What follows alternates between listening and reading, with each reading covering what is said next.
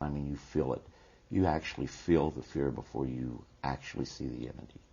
Mm-hmm. And so a person like you, we would think that you would not be afraid because you are so conscious of your interaction with these beings that I'm surprised to hear you say that you're actually afraid.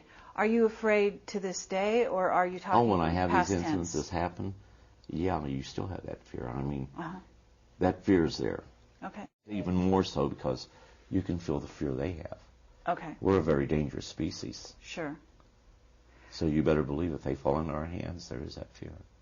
Okay. So, and this is part of the reason why I'm going to assume they approach you as a communicator or interfacer, as you call it, right? Well, they're very concerned about our well-being.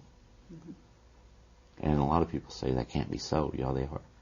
We've done terrible things to ourselves. And they know this. Mm-hmm. And they're trying to understand certain things about us. And I think at the same time they're exchanging information, saying, hey, here's what you've done to yourself. I think that ties in a lot with some of the abductions that have taken place. I think it ties in with some of the cattle mutilations that have taken place. And I think it ties in with some of the people absolutely disappearing off the face of the earth.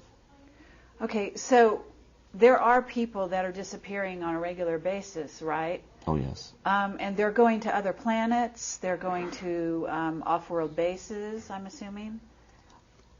I don't have the answer to that. Okay. Now, if you're asking me if I could have left here, possibly. But, like I say, there's a purpose. And I don't know what that purpose is. Is your mission to make people aware not only of the other entities out there and other, races and so on, but is it also to perhaps prepare or to warn of some event? Because you seem to be alluding to some event that you don't even know about. As 2 points far out, they're becoming closer and closer together. To eventually, and we ultimately know it's going to happen, contact's going to be made. The NASA Department of Astrobiology held a conference in 2000. Forget the Brookings Institute report. This report came out and said, we don't really know what world reaction would be. It's a small report. How many people have read that report? How many people even know about it? When we say that we can accept the reality of visitors being here, we mean us ourselves. But even when we can accept that, how many of us are really ready for that face-to-face confrontation? And I can tell you, each time it's different. Each time there is that little something in the back of your mind that says, what's going to happen here? Mm-hmm. And each time you know that if something goes wrong, it could equate to the loss of life. Not because they're dangerous, but we're a danger to ourselves. So the whole situation is, how do you prepare a world population for that ultimate contact, which isn't, as astroastronomers used to believe, that it's going to be by a radio signal from deep space coming here. Mm-hmm. But it's going to be face to face, and it's going to happen on our planet. Sure. Well, it's happening daily with the military, is it not? I mean... Oh, more so than what people really know. But here again, most people aren't going to talk about it. Right. The one thing you want when you get out of the military, the one thing you want more than anything, is to be normal. Why? Why do you want to be normal? To me, the greatest thing you can be is a servant. Taking care of other people is the most important thing. The self should get gratification from being able to help other people. That's important. But all too often, people will put themselves ahead of others. And right there is where we have the problems today in today's world. I guess to get back to where you were saying there's going to be contact, in a sense, you are in the forefront, a person who can prepare the rest of humanity for this actual contact, because you've been having contact. And in a sense, the aliens or the off-worlders have basically been communicating, been choosing the people around the planet to communicate with, of which you are one, right? And so contact is something that is being prepared for as we speak. Is it not? Worldwide. Okay. And are you thinking, a lot of people like to say, it's going to happen for the world to see, aliens are going to land on the White House lawn, something of this nature. No. And it's in a certain sense, it's going on every day. The military is dealing with, certainly they've captured, as you say, they're holding prisoner some of these entities. We've also had treaties with some of the races, have we not? Okay, I've heard about the treaties, but here again, that's not part of something I'd work with. Okay. Mm-hmm. Well, I'll tell you this, I think by 2016 that something better have happened, because of 2016 I think we're going to have to announce to the world that there's a probe that comes very close to the Earth every 15, 20 years. We've been calling it an asteroid. It's not an asteroid. Mm-hmm. But it actually, in reality, is an artificial probe.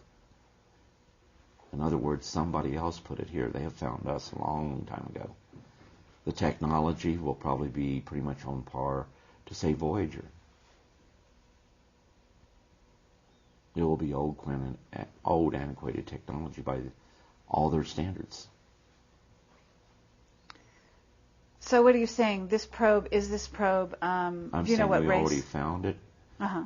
Our paradigm says that it can't be a artificial craft of any sort. Therefore, we refuse to accept that and we call it an asteroid. I'm talking about VG 1991, roughly 30 meters in diameter. Highly polished surface. Asteroids don't have a high polished surface. Took corrective course changes to avoid collision with another asteroid. That don't happen. Mm-hmm. This one it did. So, what race is this from? What planet, do you know? I don't know. Do you think that the aliens have given you an upgrade, have modified your DNA in any way? Are you aware that that your abilities have been augmented or have grown? Yeah, but you try not to use those because you know of things that's going to happen before they happen. Mm-hmm. And a lot of times you can't do anything to change them.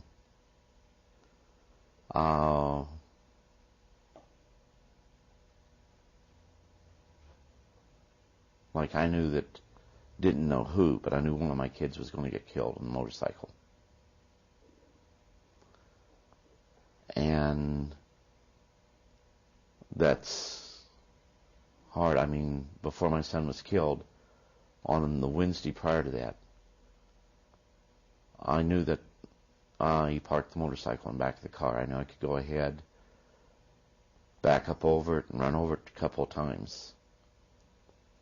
But I also knew that the family would not understand that I did that to stop what was, let me rephrase that, as an attempt to stop what I knew was going to happen. So you're a precog. This is what they call a precog. You knew in the future before it happened, and that you were not able to necessarily change it or stop it. But there's a reason why things happen. You must agree. Oh, yeah. So, in a sense, that must be a piece for you, because it's not just that you know, but also souls know what might happen. Souls are aware. In other words, we're all aware when we're going to die. We may not know it consciously, but we do know, right? So in that sense, I mean, it's not your responsibility either to prevent a happening or not, if that's something, in a sense, that we as souls agreed to the scenario happening, right? Well, like I say, with them, they can even communicate with what we call the other side. But even at that, given their advanced technology, there are still forbidden questions. Okay.